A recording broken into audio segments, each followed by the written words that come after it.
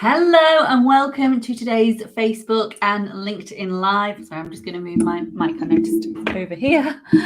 We are having a really special discussion at the moment, which is really timely because I know that there's a lot potentially coming out later today about interest rates, and there's been so much in the news as well about 100% mortgages. So I'm delighted because today I'm going to be chatting with a personal finance expert who is the founder of a company called All Things Money. Her name is Ola, and she's going to be joining me today to talk about how to make your money go further during the cost of living crisis. And I'm delighted to be chatting with her. I'll be really honest, from a really selfish perspective, I'm like, I need to know how to make my money go further. So this is as much for me as it is for you. Let us know, if you can hear us all okay, but also your experiences of money at the moment. Are your finances stretching as much as they once were, or are you feeling the pinch? But thank you so much, Ola, for joining us today. It's an absolute pleasure to chat with you. Before we dive into today's topic, which I know is I definitely need to hear, do you want to give people a bit of a background as to who you are and who All Things Money are and why you founded it? Yes, so just putting my hands up as well, by the way, I have felt the pinch. I don't think anyone's not felt the pinch, but as Liz has kindly mentioned, I'm Ola and I'm the founder of All Things Money, which is a personal finance platform that teaches adults how to manage their finances effectively. Now, I'm sure many people on the live today will agree that they don't know, well, they definitely weren't taught much about personal finance in school or university. I definitely didn't get a lesson at all. I founded All Things Money to help people kind of navigate adulthood, because I think we're left to our own devices when it comes to, how we actually navigate financially. So All Things Money is kind of a platform to teach people from budgeting and saving to mortgages, investing, and literally everything else in between. And I'm very excited today to talk with you, Liz. You're like Martin Lewis. I try to be the young female version of Martin Lewis. Yeah, but he's got a really good newsletter on. I'm sure you have as well. And I think people like you at the moment are so needed at the moment, just because it becomes really confusing. I think a lot of people are feeling so lost at the moment. So I guess really, why are we having the cost of living crisis? What is a cost of living crisis, and why are we having it? Yeah, so I guess the simple way to explain this cost of living crisis is the fact that living has become more expensive. And sadly, that's obviously had a huge impact on a lot of people. Like we kind of discussed before we came on the live, is that, now rising costs have increased. We're now having to accept this new normal of the fact that, interest rates aren't no longer 0%. Bread for me is no longer like 70p in Tesco's anymore.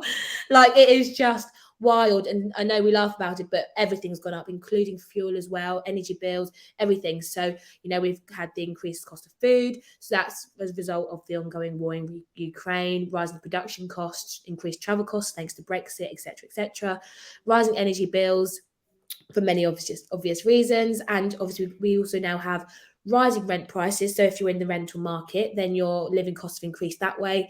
And if you have a mortgage, then again, rising interest rates have sadly hit a lot of people that have maybe a variable rate mortgage, or if their fixed rate mortgage has ended. So again, loads of people are being squeezed from all angles, and we now are being left to kind of just navigate it with the same, well, most likely most of us have the same income we had from like previous years, now having to navigate these increased costs. Absolutely. And if it's gone up, it probably has not gone up at the same rate. Yeah. I'm definitely feeling poor. I know that a lot of people probably are. Paul said it's a great idea. Not enough of this in schools. Absolutely. Yeah. I do not remember a single lesson about. I have a lot of maths lessons about algebra, but in real life we had to use algebra. So. Yeah. No, it was. Yeah, I definitely didn't have any personal finance lessons. I had the best maths teacher ever in school, but yeah, no application sadly to the real world, really. No. Okay, so you are at the end of the month or the beginning of the month, you may have just been paying. You think, I've got all these expenses. You're reviewing this. How do you prioritize them? You've got some, hopefully you've got some income coming in. Yeah. You've got all these expenses. Maybe the expenses, like a lot of us are now exceeding that income. How do you prioritize? Good question. Like you said, it is you have to prioritize your priorities. Now, that sounds really simple, but I know many people at the moment, I'm still looking down their finances and seeing a lot of costs that could be cut. So look at what do you actually need to live off. So prioritize that first. So what is your rent or your mortgage payments? What are your bills that are coming out? And I'm talking bills that are essential, not your 3 subscriptions to streaming services, etc., etc. Yes, we want to have fun, but really take a look at what you need at the moment. So I guess looking at your bare bones budget is what many people call it, working that out. And then when it comes to this, Kate, if you have some money, disposable income left over, what can you then splurge over? So is that looking at a £20 a month gym or £100 a month gym? I know many people that are going for the higher option at the moment and realize they can't afford that. Or, if you have a subscription service, how many subscription services are you signed up to? Do you need all 4, or can you maybe just enjoy one for the moment and then work out ways to maybe increase your income and then accommodate the rest of them? So again, it's just really prioritizing the things you really need at the moment. And it's really hard to say because I know many people have also cut out as much as they can. But obviously, I know we'll touch a little bit more about like negotiating other deals and things like that. Yeah, really. Oh, it's so interesting, isn't it? So that was the next question. So you are, you've started to cut, you started to think, maybe I don't need this. But how then, if you really want to carry on with the gym or whatever, or you've got, a lot of this happens as well at the end of the term, and this annoys me, and it must be a bugbear for a lot of people. You've got an insurance policy, for example. You might have claimed on it all year, and then you get your renewal, and it's gone up, and you're like, how has that gone up? So and things are constantly rising. How do you start negotiating to get some better deals and save some money? That's a good question. So the first one is actually well, firstly, it's actually looking at, like I said, looking at the costs and, can you justify £100 a gym or go to like something that's slightly affordable? When it comes to like look at your bills, your insurance cost, pick up that phone and speak to them. So if you're a loyal member or you have been a loyal member to, let's say, your broadband service or your TV service, then give them a call and say, look, is this the best deal you can offer me? Now, most often than not, they'll try and say yes. And then you can always do your own due diligence, do your own research and look at comparison websites and see what is the best deal in the market. Now, if you're maybe someone that's loyal to, I'm not going to say the brand names because I don't want to put anyone out there, but if you're loyal to one particular broadband service, for example, if you found a deep and cheaper deal, ask them, can you maybe match this offer, or can you offer me better? Otherwise, I'm looking to go elsewhere. And again, most often than not, that's when they pick out, like they've managed to put up this like random like money offer to kind of incentivize you to stay. Because at the end of the day, they need customers. They don't want you to go anywhere else. So having that honest conversation with them is really important. And I guess as well, if you maybe haven't reached the end of your term and you don't want to be penalized for switching contracts, again, have that honest conversation. Like, I am struggling to, pay these bills at the moment. Again, is there anything you can do to help me out right now? Because sadly, I can't make these payments. So again, having that honest conversation is really important. And then another big tip of mine is to use cashback websites. They are my best tip at the moment. Give us some tips on cashback websites. So cashback websites is basically what they do on the tins. They give you money back for shopping through them with specific retailers. So you can use cashback websites such as like Quidco or Top Cashback, and they will have definitely get your notebook and pen out. They'll have hundreds of retailers, from your car insurance companies, your broadband, any energy bill providers. A lot of them are listed on there. And again, if you are signing up for a new policy, then you might get money back just through clicking through Top Cashback, clicking that retailer, and then filling out your policy through there. So again, that's a great way. So for me, I took out a new insurance policy earlier this year, and I got £40 back just for shopping through Top Cashback, which again might not sound like a lot, but my savings in my cashback account is building quite nicely. So hopefully we'll pay for my next trip sometime soon. So it goes into like an account, and then you withdraw it then?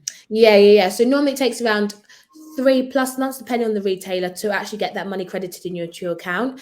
And then in your account, you can withdraw those funds whenever you want. So last year I accrued just over £100 at the beginning of the year, and that paid for my trip to Lisbon when I went to visit. So yeah, handy little hacks like that really, really do go a long way during these times at the moment. Wow, nice. My printer, I couldn't print. Now it's working. Suddenly, sorry. Apologies if you can hear the printer. Okay. And then we talked about another question I had is about government help, because obviously we were all getting help until fairly recently with our energy bills, and I think that's Yes. now stopped. Is that right? But Mhm. I'm not sure now what help is available from the government and who's eligible and how we can access Yeah. it. So if you are on a no or low income, then you most often than not will be eligible for universal credit, and you can apply for universal credit directly on the government website. So that is a supplement to your non-existent or existing income, which can be I believe it's paid either weekly or monthly installments. I think this comes with the caveat that there's absolutely no shame claiming universal benefit. So if you do need additional help, please seek that help because it's there for us. And then with that being said, also reach out to your government, not government, your local councils to see what other help is being offered. Because I know loads of different loads of different councils are offering different incentives or different help. So make sure you're reaching out to them. And then again, additionally, if you are struggling to make ends meet with your bills, speak to your bill providers. If you have existing debt, speak to your credit card providers to again see if there's any help that they can help you, even if that means just freezing your payments for a month or freezing the interest that's being accrued on your debt. Again, they do have a legal obligation to help you out, so make sure you definitely speak to them too. That was one of my questions. So if you've got debt at this point, if you've got a credit card bill or a loan, how should you be managing that at this point as well? Is that the best way? So I'd say try and tackle as much as you can, because obviously, and they're not going to write off your whole bill, sadly. But having that conversation, just being like, look, is there any way you can maybe freeze my interest charges, so at least you know you're not struggling with having to make the minimum payment plus the interest. So have that conversation. But also, if you can prioritize, there's two ways you can kind of tackle your debt.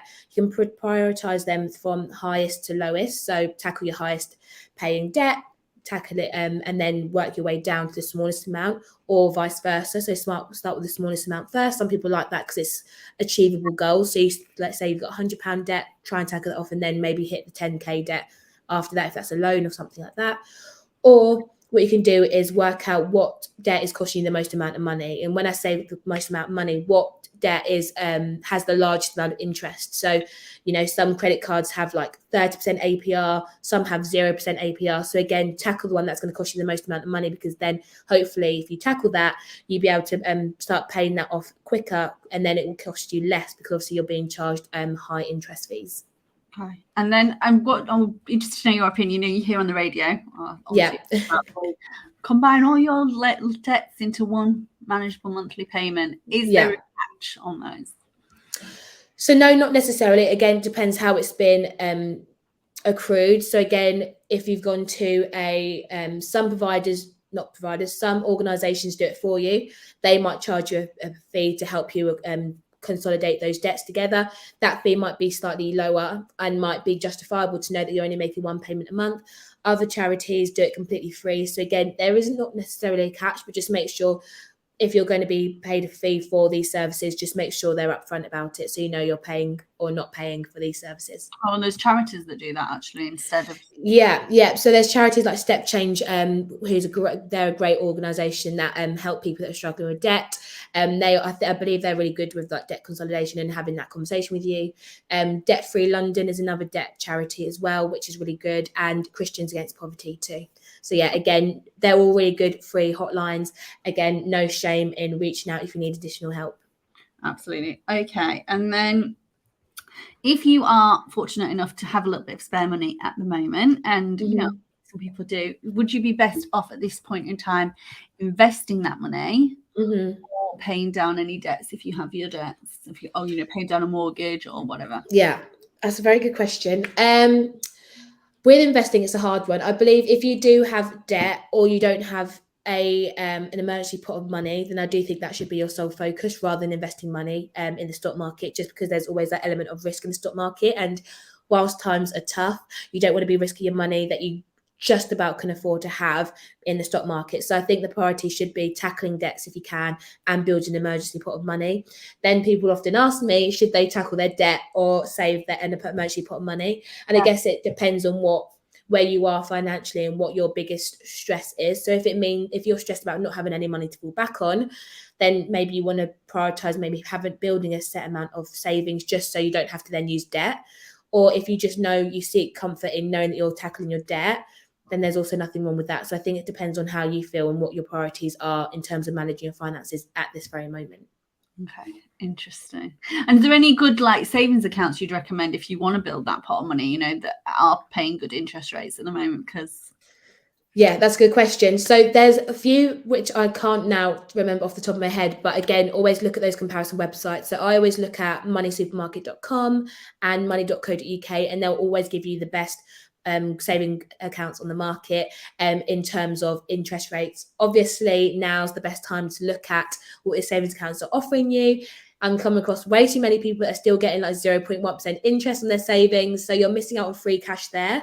So if it's been a while since you last looked at the interest on your savings account, then make sure you check, because again, you want to be at least getting around 3.5 to 3.7%, I think, are now the best competitive rates on the market. So yeah, check those comparison websites and see if you're getting a good deal. Okay, brilliant. And we spoke before we went live about the 100% mortgages. Yes. If you are renting at the moment and considering getting one of the, if you maybe don't have a deposit or a low deposit, what would you say to those people, and what should they consider? Good question. So I'm not going to say whether or not they're right or wrong, because everyone has their own opinions on them. But what I do believe that when it comes to taking out 100% mortgage, look at what you're signing up for. So what does a 100% mortgage look like? What are you going to be paying in interest? What is the risk of your property maybe falling in negative equity? So what that means is, obviously, we borrow a set amount of money from the bank. We have interest on top of that. So if you're paying so much more in interest, will the cost of what you're borrowing be more than what the cost of the property originally was? So again, make sure if you're going to go down that route, speak to a mortgage broker or a mortgage advisor who can actually give you like proper advice that is tailored to your current situation. So yeah, that is what my biggest advice would be. Okay, brilliant. That's been so helpful. I hope that everyone's, that's watched it has found it helpful as well. And I've certainly got loads of tips. I'm going to be going to visit Quidco and to Top Cashback now. Do. Oh yeah, I will. So how do you help people then? If somebody wants to get in touch with you, is feeling a bit lost in finances, what are the services that you offer? Good question. So I share lots of free resources on Instagram. That's probably like my biggest platform, where I share loads of tips and tricks. I've also got a podcast, which is the All Things Money podcast, which again covers a whole wide range of topics, from mortgages like we discussed today, saving, budgeting, the cost of living crisis just as a whole. So definitely check that out as well. I have a range of ebooks which can be found at www.allthingsmoney.com. I've got a workshop that I'm hosting at the end of this month. So if anyone wants to come along, feel free. Tickets can be found via my Instagram.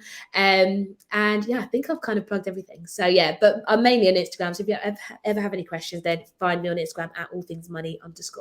Brilliant. All right, we'll put all the links in the show notes. Thank you so much, Ola, for joining us today. Thank you for everyone that's watched. I hope you found it really helpful. And thank you. Thank you for having me.